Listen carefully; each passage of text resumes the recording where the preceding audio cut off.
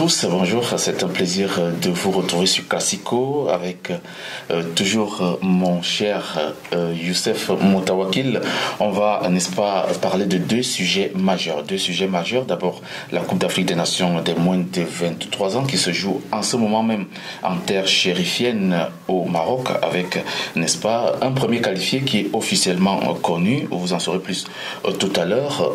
Et puis, en deuxième partie, on va évoquer le cas du championnat de Tunisie de première division avec le sacre de l'étoile du Sahel. Je suis avec Youssef Moutawakil. Bonjour Youssef. Bonjour Bertrand, bonjour chers téléspectateurs. Encore un plaisir d'être avec toi pour débriefer l'actualité du football. Oui, heureux donc d'être présent et de pouvoir parler un peu plus sur le football africain. La CAN des U23 se joue donc ici au Maroc depuis quelques jours.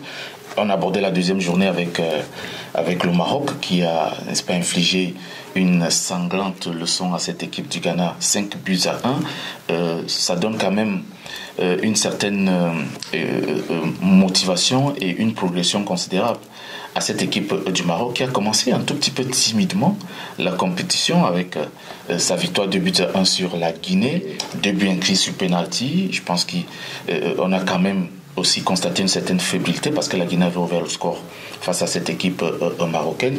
Et puis il y a ce deuxième match face au Ghana, le Ghana qui avait battu au premier match le Congo difficilement aussi 3-2. Il faut noter que le Maroc domine littéralement ce groupe A et confirme, n'est-ce pas, son statut de favori. Surtout qu'on sait quand même que le football marocain est en plein essor, que ce soit au niveau des jeunes comme au niveau des dames, en parlant aussi de l'équipe première. Donc ça ne peut pas surprendre plus d'un. Mais avant que tu prennes la parole, Youssef, ma petite remarque est que l'équipe marocaine est constituée des joueurs évoluant à l'extérieur. Il n'y a que 2 locaux, à savoir Zakaria Labib du Raja et Anza Igamane qui est du côté des Phares. Pour moi, ça suscite un tout petit peu aussi quelques questionnements pour savoir qu'est-ce qu'il en est du football local lorsqu'on sait que on a aussi besoin de motiver ces jeunes qui jouent localement pour leur dire bon voilà, vous pouvez jouer au Raja, au Wydad, à Berkane, à Safi ou à Difa, je sais pas moi, et pouvoir aspirer aux sélections nationales. Et quelque part aussi, ce système pour moi peut pousser les jeunes à toujours vouloir sortir du territoire parce qu'ils se disent bon, au cas où je serai au PSV, à l'Ajax, à Toulouse ou c'est pas à Nice, certainement les sélectionneurs auront l'œil sur moi, je pourrais venir jouer. Ça, un côté un tout petit peu assez positif, ça aussi un côté négatif. Positif parce qu'il y aura des résultats, on voit cette équipe flamboyante, elle joue bien au football, elle marque tellement de buts, les joueurs sont talentueux, ça ne va rien dire dessus, et c'est des joueurs qui se frottent au haut niveau parce que beaucoup ont 16, 18, 20 matchs avec des équipes premières, or c'est des jeunes de 19-20 ans, voire 21 ans. Mais autre chose, oui, c'est que localement, ça peut avoir des répercussions sur la motivation des jeunes. C'est un message aussi pour les comités de clubs, les entraîneurs dans la potola, de faire jouer les jeunes. Moi, quand je disais que le FUS fait jouer des jeunes, l'Union Touarega commence aussi à faire jouer des jeunes, on voit quelques autres équipes, mais rarement ils font jouer les jeunes. Nous avons aussi malheureusement l'absence de Abdallah Haimoud, le milieu du Wydad aussi, qui normalement jouait avec cette équipe. C'était un joueur pratiquement titulaire aussi avec les U23. Malheureusement, il a subi une opération au Caire à la finale de la Ligue des Champions. Voilà, donc il n'est pas convoqué. Sinon, si on parle de Hamza Igamane, il a entamé excellemment la première phase du championnat au début. C'est vrai que dernièrement il ne joue pas assez, il n'est pas plus je dirais bien brillant comme avant, mais quand même il est convoqué. Nous avons aussi l'arrière-gauche Zakaria Labib qui a joué hier en fin de match. Il est rentré en deuxième mi-temps à la fin de match et il a quand même marqué un but. C'était sur hors-jeu, c'était pas son hors-jeu de Zakaria, mais d'un autre attaquant. Donc je pense que c'est au niveau de la formation. Si le coach Issam Shah, donc il a sélectionné ces joueurs qui évoluent en Espagne, en France, en Belgique, c'est parce qu'il s'intéresse beaucoup aux joueurs bien formés, aux jeunes joueurs bien formés, exactement. Malheureusement au Maroc, nous avons quelques joueurs qui sont bien formés, qui étaient formés à l'académie. On a dit à l'académie Mohamed VI, Youssef. Voilà, les phares de Rabat aussi, le FUS. Si on parle aussi du Raja, bon, ils ont une équipe en espoir qui joue en amateur 2. Donc c'est des joueurs plus ou moins bien formés. Ouais. D'accord. Donc c'est pourquoi le coach, à ma connaissance, donc il a préféré convoquer les meilleurs joueurs, parce que dans la Botola, tu as des équipes qui ne font pas jouer des joueurs de moins de 23 ans. Ils ne font jouer que des joueurs de plus de 23 ans.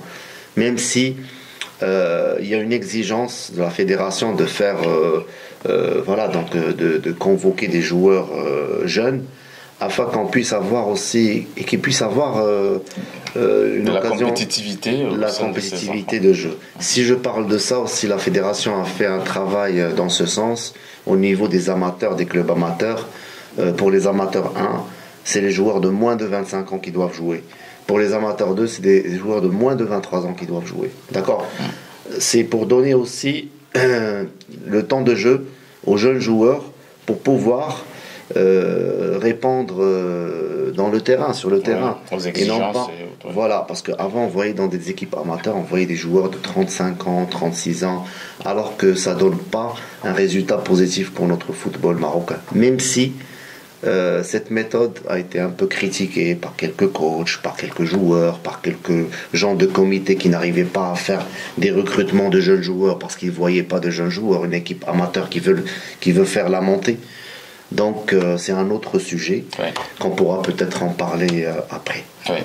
Justement, Youssef, c'est très important ce que tu viens d'énumérer, mais à mon sens aussi, on peut faire du 50-50.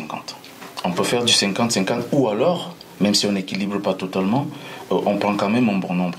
On a déjà l'académie Mohamed VI qui existe et qui est l'une des références en termes de formation en Afrique et même déjà peut-être dans le monde. On a des clubs comme le Raja qui commencent quand même à faire jouer. On a vu cette saison, le Raja a quand même fait monter plusieurs jeunes en équipe première pour essayer de se frotter. On a vu des jeunes joueurs de moins de 23 ans, 22 ans du Raja jouer même la Ligue des Champions cette année. Et ils ont joué en Ouganda, un match avec la deuxième équipe. Exactement. Après leur qualification en quart de finale. Exactement. Moi j'aurais aimé que le coach Issam puisse quand même prendre, même si il va mettre en place l'essentiel de son ossature venant de l'extérieur, parce que là on fait la promotion des autres championnats.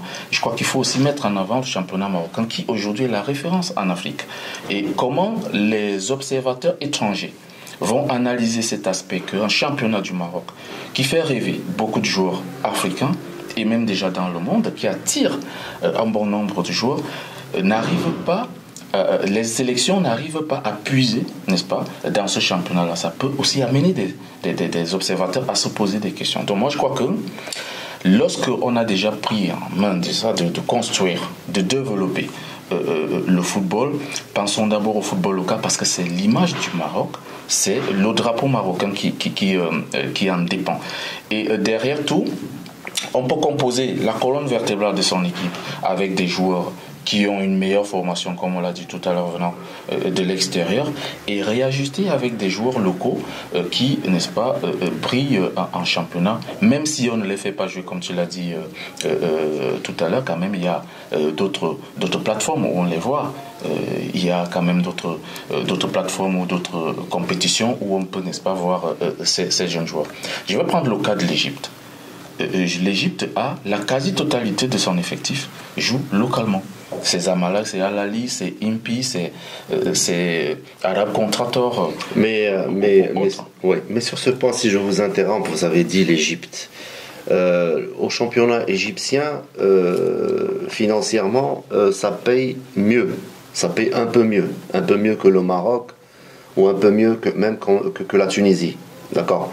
Donc, déjà, on fait beaucoup d'efforts pour maintenir leurs joueurs. C'est-à-dire, ils ne vont pas jouer aux Émirats, en Arabie Saoudite ou bien en Europe facilement, aussi facilement que ça. Donc, s'il y a une offre, eux, ils étudient ça parce que déjà, leurs joueurs, ils sont bien payés. Mais, ce n'est pas la vraie cause. C'est que même en Égypte, si on parle de l'immigration, pour le Maroc ou les pays francophones, il y a beaucoup d'Africains subsahariens, Côte d'Ivoire, Cameroun, Sénégal, Mali, qui sont nés en France ou qui sont nés en Belgique. Pour les Marocains, il y a de partout. Ouais. Exactement. Il y a beaucoup de Marocains. Ils sont nombreux. Voilà, des Franco-Marocains, Belges, Espagnols. Si on parle de Zelzouli, si on parle de Khennou, si on parle de tous ces joueurs, ils ont un double passeport. Donc ils sont nés là-bas. Donc, l'entraîneur, le coach national, il ne va pas jouer, c'est-à-dire penser à des joueurs locaux qui jouent au Maroc, lui, peut-être il n'est pas convaincu par certains joueurs qui jouent selon ses objectifs. Exactement. Mais il est plutôt convaincu de sélectionner des joueurs qui jouent en Europe, des joueurs connus, qui ont leur temps de jeu, qui ont moins de problèmes, qui ont une bonne formation. Donc c'est comme Walid Regragui, quand il a réussi à arriver en demi-finale de la Coupe du Monde et arriver à la 4e place, il a convoqué des joueurs de son choix. De son choix, il n'a pas pensé à faire convoquer des locaux pour faire plaisir aux gens et leur dire voilà, j'ai convoqué des locaux. Il a fait tout un mélange. Il a remporté avec le WAC la Ligue des Champions, la Coupe d'Afrique, et il a vu que Yahya Atiyatla, il méritait sa place, et d'ailleurs il a convaincu lors de la Coupe du Monde. Il a convoqué aussi le 3e gardien de l'équipe nationale, Reda Tagliauti. Puis après, donc, c'était des joueurs qui... aussi Jabran, j'ai oublié Jabran, le capitaine de Wydad. Il a été sélectionné en coupe du Monde. Mais sinon, pour les autres, c'est des joueurs qui jouent en Europe, des joueurs qui jouent au pays du Golfe. Donc c'est des joueurs qui ont convaincu le coach national parce que l'unique personne responsable du choix et de la sélection, déjà vous avez vu la conférence de presse, tous les gens étaient un peu passionnés pour voir la liste que va évoquer Walid Regragui ou bien que va évoquer Aïssam Charaï. Donc voilà. Nous sommes d'accord. Ça nous a donné 2 joueurs sur les U23 qui jouent en championnat du Maroc. Voilà. Nous sommes d'accord sur cet aspect que on a besoin des résultats. Et je suis aussi j'ai essayé de parcourir les fiches de ces joueurs. C'est des joueurs qui sont compétitifs. À partir de leur jeune âge, ils ont en moyenne 18-17 matchs avec des équipes premières où ils sont. C'est déjà quelque chose d'assez important pour la catégorie d'âge. Et quand j'insiste sur le fait de convoquer aussi des joueurs locaux, c'est sur la base de l'appauvrissement du championnat marocain. C'est sur cette base que oui, on ne veut pas faire plaisir aux gens. Je suis totalement d'accord. Quand tu es sélectionneur, tu n'as pas besoin de faire convoquer un joueur parce que tu veux faire plaisir, à telle ou telle personne. Mais c'est parce que tu veux un résultat. Et ce résultat va certainement profiter à toute la nation. Ça, c'est clair. Mais maintenant, derrière, il y a l'avenir. Ces joueurs qui sont formés en Europe ont bénéficié de tout un autre encadrement, c'est-à-dire au niveau de la mentalité, au niveau de la culture, au niveau même de l'esprit, parce qu'ils n'ont pas vécu ici, ils ont tout autre chose. Quand ils viennent, ils ont besoin de s'adapter aussi. Maintenant, je parle de l'appauvrissement du championnat, pourquoi ? Parce que ce qui est sûr, c'est que après cette CAN, il y a une majorité de joueurs jeunes qui sont au Raja, qui sont au FUS, qui sont je ne sais pas où, qui vont chercher des pistes pour sortir.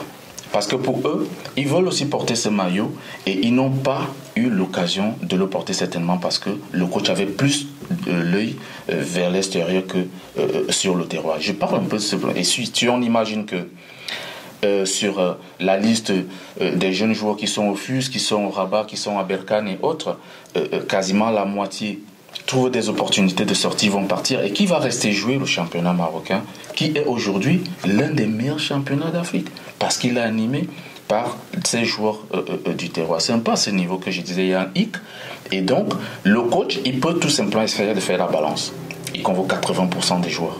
Je suis d'accord avec, voilà. Et après, il prend les autres. Oui, je suis d'accord avec vous, mais pour lui, apparemment, il n'a pas trouvé qui convoquait selon ses profils, les profils. Il ne peut pas enlever Zelzoli et convoquer un joueur qui joue dans le championnat.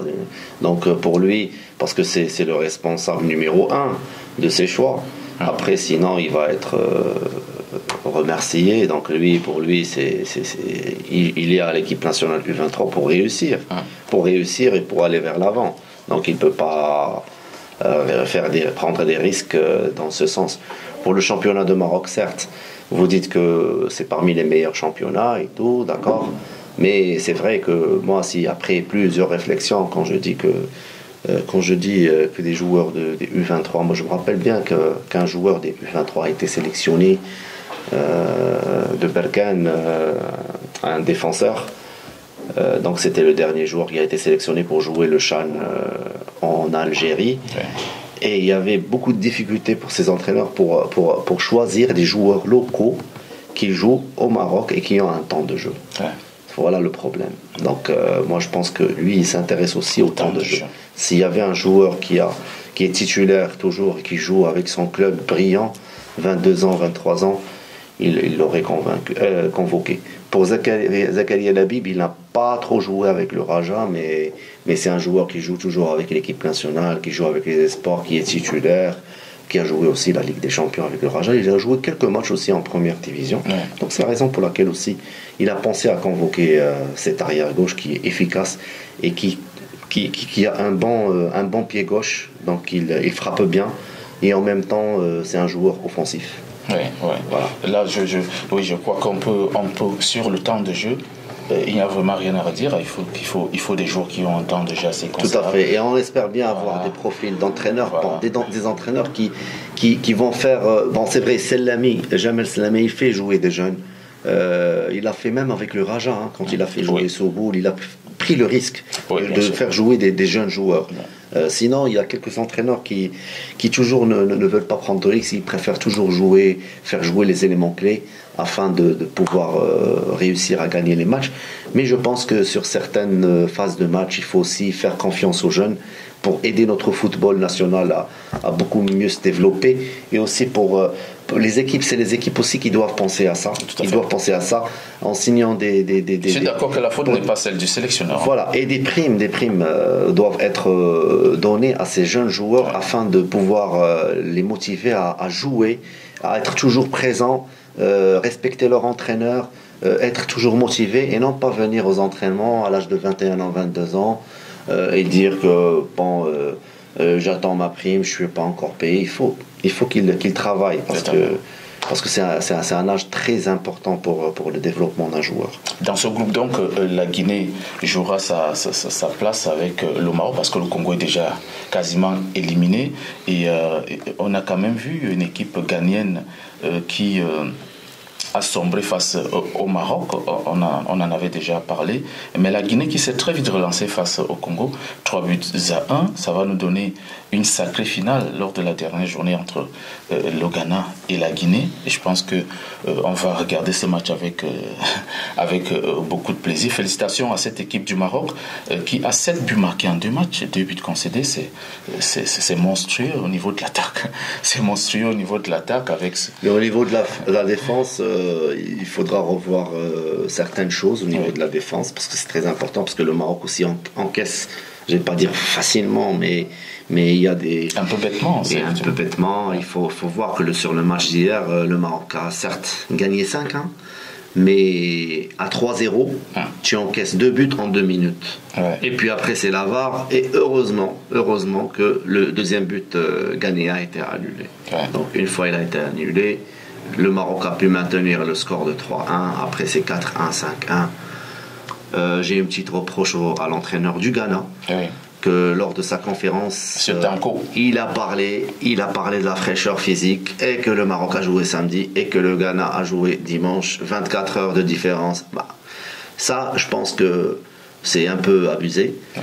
Parce que quand tu es le Ghana qui avec son histoire et tout, c'est pas le coach. Le Ghana a gagné une Coupe du Monde de junior. C'est pas le coach ghanéen qui va nous expliquer les 24 heures. Ça, ce sont des choses qui sont pas professionnelles. C'est un sélectionneur quand même. C'est une personnalité importante dans son pays. C'est un sélectionneur d'une nation de foot, U23. Qu'on respecte bien sûr, mais le fait de dire 24 heures, normalement les entraîneurs ils sont bien payés pour ça, pour préparer les matchs, ménager les exactement. C'est des jeunes joueurs qui peuvent même jouer, Ah oui, 48 heures. Quand on était jeune, Youssef, on jouait toute la journée sans se fatiguer. Le lendemain, on pouvait jouer 3 matchs par jour. C'est des jeunes. Mais quand même, il y a eu quand même 24 heures, c'est pas quelque chose d'immense.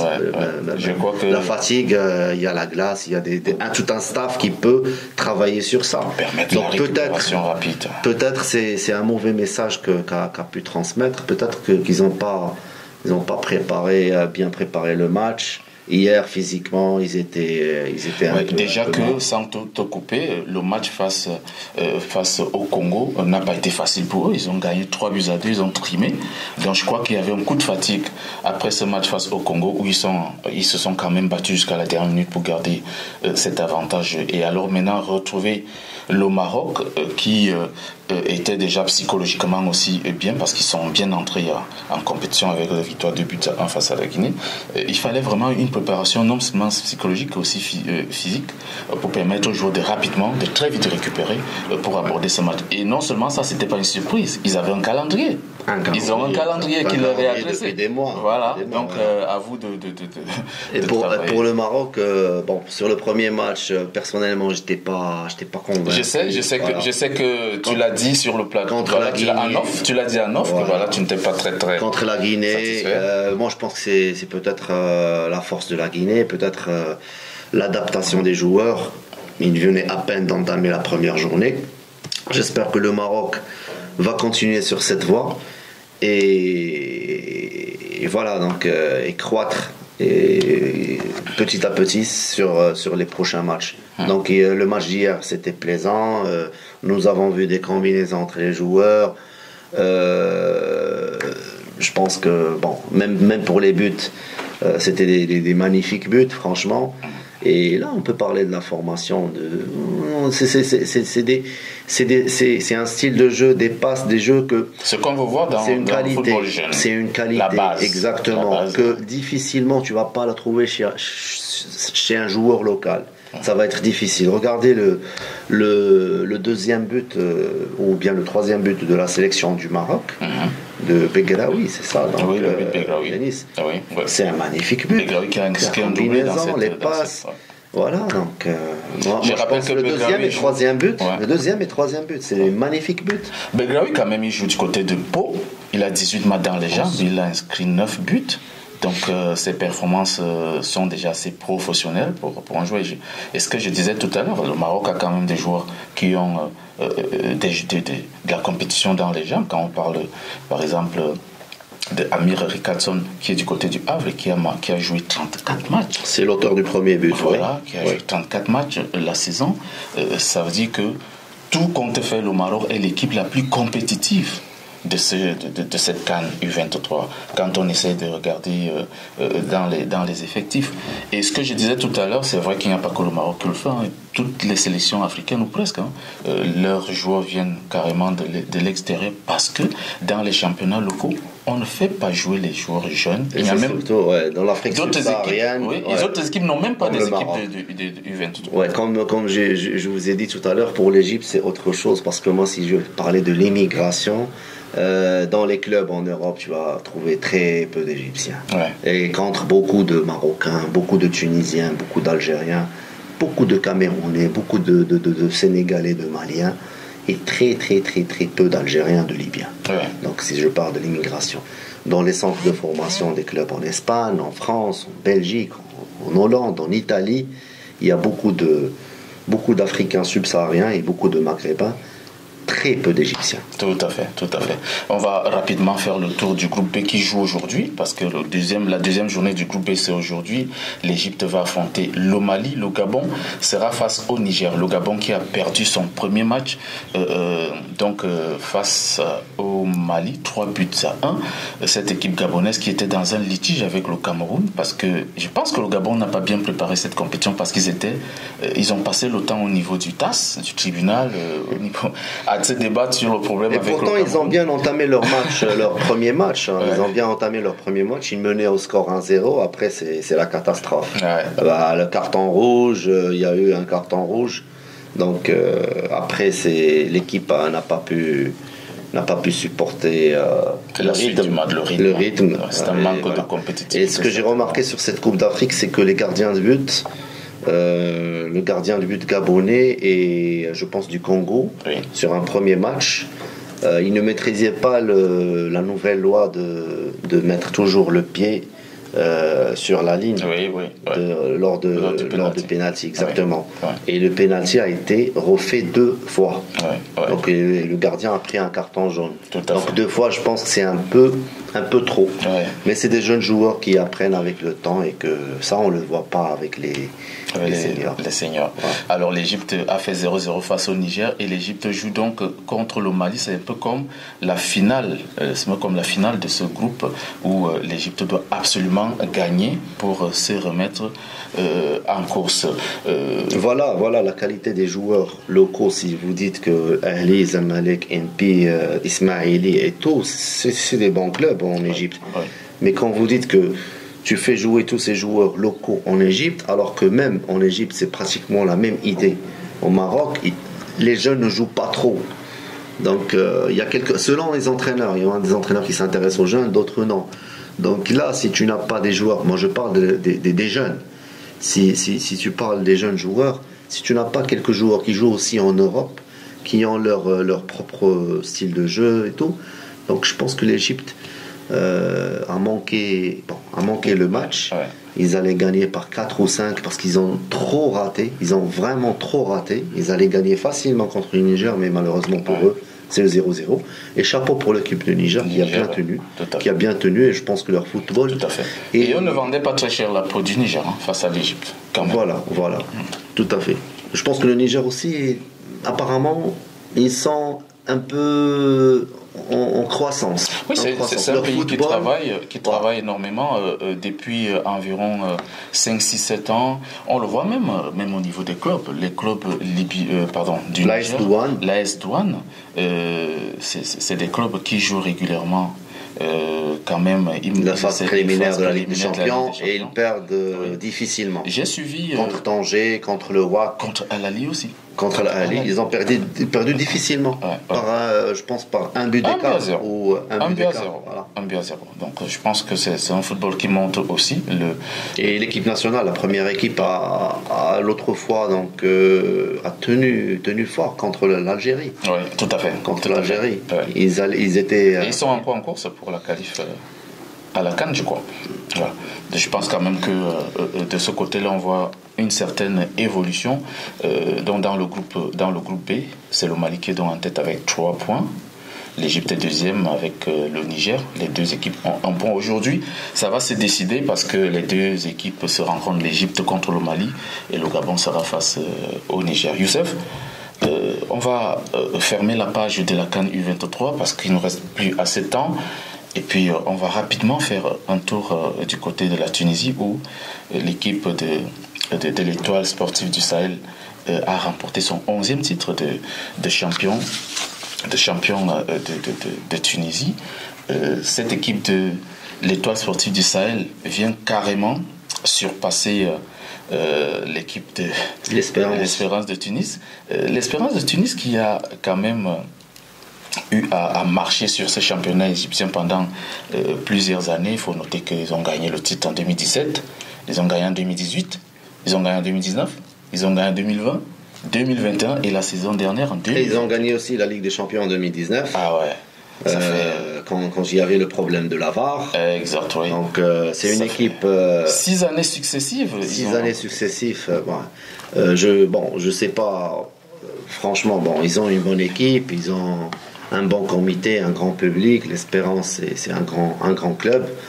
Mais malheureusement, cette équipe, qu'est-ce que je pourrais vous dire? C'est une équipe qui joue pratiquement à l'italienne. C'est pas une équipe qui joue le jeu, c'est-à-dire le jeu plaisant. Ça, on l'a vu ça même lors de la Ligue des Champions.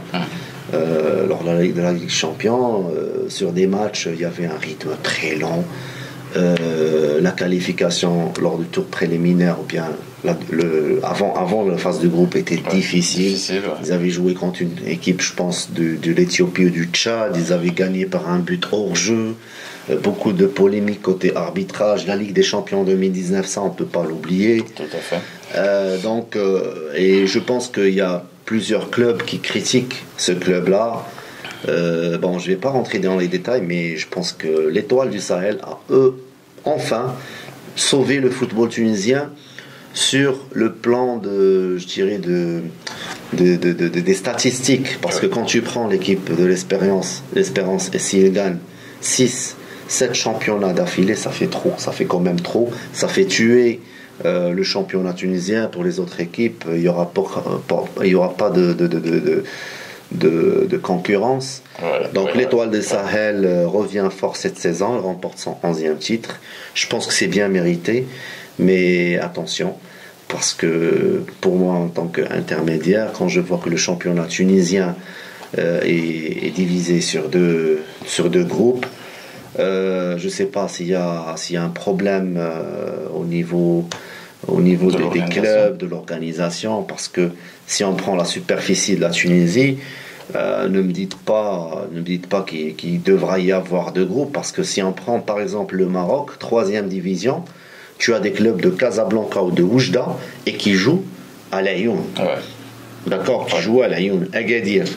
C'est des équipes en 3e division. Donc la fédération et c'est des villes qui sont très très sur la subvention. Ils donnent des subventions aux équipes et en même temps le transport. Le transport aussi. Quand tu prends Oujda à l'Ayoun, ça fait beaucoup. C'est une équipe en 3e division. Mais quand tu me dis l'Étoile du Sahel va jouer contre Monastir, ou bien contre Ben Gardan, ou bien contre le Sfaxien, eh ben, ne me dites pas, l'Étoile, c'est une équipe quand même qui a aussi, je dirais, financièrement, qui sont bien, qui font de bons recrutements, qui depuis très longtemps, l'équipe de l'Étoile est connue.